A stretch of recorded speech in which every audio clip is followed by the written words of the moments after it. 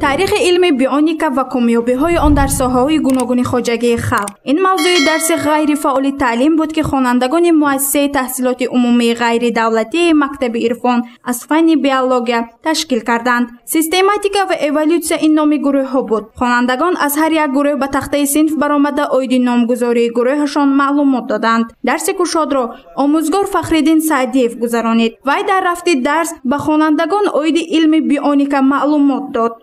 توجه میکند، گوش میکند.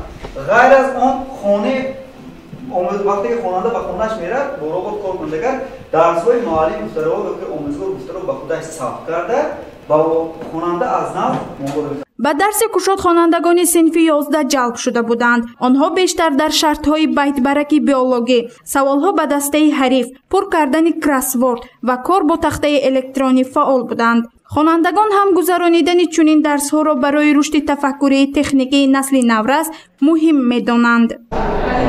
سالهای 2020-2040 20 ساله آموزش و رشد علم‌های طبیعت شناسی، ریاضی و دقیق در ساحه علم و معارف اعلان کرده شود. این مطلب را اساسگذار صلح و وحدت ملی پیشوای ملت محترم امام علی رحمان ضمن قرائه پیام خود به مجلس عالی ابراز داشتند و گفتی پیشوای ملت این 20 ساله برای باز هم بهتر به راه ماندن آموزش علم‌های طبیعت شناسی، ریاضی و دقیق و اینچنین برای بهتر نمودن توسعه تفکری تکنیکی نسل نوروز روانه گردیده است. ما خوانندگان در نوبت خود در جواب به همه غمخوری‌های پیشوای ملت حرکت میکنیم تا که علم‌های دقیق را بهتر از خود نماییم و در عمل تطبیق نماییم.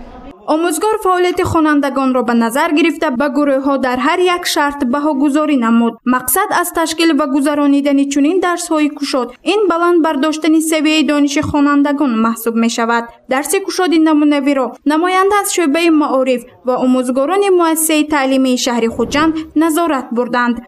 گزارش فرهناز نبی و نسیم رحیموف برای برنامه اطلاعاتی خبر.